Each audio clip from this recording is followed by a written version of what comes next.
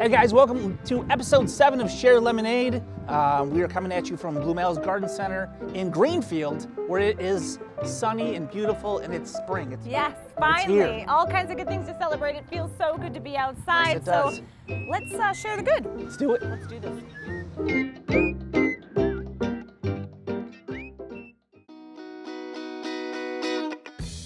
Hey everyone, I'm Nicole with Share Lemonade. Little positivity for you. How about this? An animal lover who uses her crafting talents to give back. Meet Denise. This grandmother of 10 found herself pretty bummed out and bored when all of a sudden she could no longer spend time with her grandkids last year. Well, she loves crafting, so she started doing a lot of it in all that free time. That included making keychains for friends, family, and for coworkers.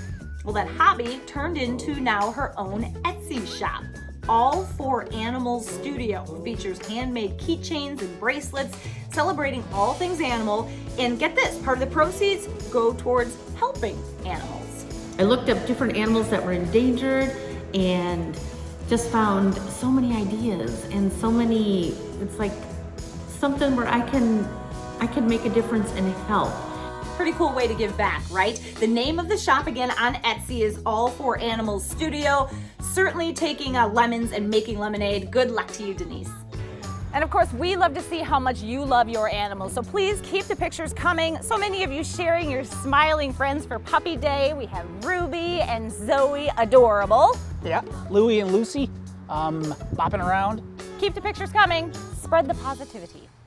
All right, so we're here at Blumell's. Let's check out the greenhouse, talk to John and Sarah, and find out what they say they're seeing this year. Let's go. All right, so you guys gearing up for hopefully another really good year. Give us an idea of last spring. What was it like here? Yeah, well, once we got the green light, we still weren't sure what kind of traffic we were going to get. People were still a little hesitant to shop in public places. So, obviously we had to put in some new protocols, safe protocols for people. But once people started to come here and see that we had it set up in a way that they could still safely get their plants, it was game on.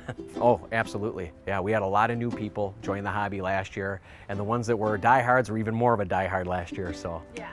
Oh, for sure. And last season, when the whole COVID thing hit, I was in here growing. So I wasn't sure, was I gonna have any help? I was in here for a good week or two by myself, just looking at all these plants, like, how am I gonna take care of you? But then we became essential and I was able to have people help, and it just went crazy. All right, so you guys have a lot of loyal customers. How are you seeing people make the best out of things? I found that a lot of people, especially our regulars that year in and year out have bought a lot from us, I could almost kind of sense from them when they were shopping that, they were kind of chuckling under their breath to the people that were discovering this, because they're like, this is what I'm talking about. This is why I've been doing this for so many years, talking about, if life gives you lemons, making lemonade. I mean, gardening is a perfect example of that. I don't think there's many things that illustrate it better. In fact, it's, people really have found there's so much upside to gardening other than just aesthetics and things looking nice. There's health benefits, the time you spend with your spouse or your family or your friends, the conversation that maybe sparks with your neighbor when they go, hey, what are you doing over there? And wow, that looks great. There's encouragement that sprouts up from all this. So there's a lot of positive things that we always knew, but I guess were really brought to the forefront last year, and that's really fun and exciting. As I said, we're selling a healthy lifestyle. That sounds a lot better than selling a plant, doesn't it? Yes, especially we had a lot of families with kids wanting to do vegetable gardens last year, and I got a couple that came back and were so excited that little plant that they planted, they got tomatoes. I received some tomatoes, I received some strawberries, and they were so excited. Yeah, you're right. So education, health benefits, the social aspect to it, there's so many positive things, and it makes us even more proud of the work we do. All right, so thank you so much for your time. Good to know things are going well. Yeah, absolutely. Hey, it's Nicole whining with you for just a moment. Virtual happy hours. Are you still doing these too? Now, don't get me wrong. Real life happy hour time, face to face with my girlfriends, that is sacred. Nothing recharges my soul like that. So this is not meant to take the place of that. But last year, when suddenly we couldn't get together, a group of friends of mine started doing these virtual happy hours on Zoom. And they're fun, and there are some upsides. Like my college roommate who lives in Chicago can now join us on a random Thursday. We can all drink a little more because no one's driving, right? Our kids get to pop in and say hi to each other. That can be good and bad. Also good and bad, husbands get to comment here and there on the conversation. But we can spend hours on these Zoom calls, and again, just recharges my soul. Love getting together with friends, and certainly won't take the place of those traditional get-togethers, but it's nice to have options. Cheers. Hey guys, what's good? This is Jack from Share Lemonade.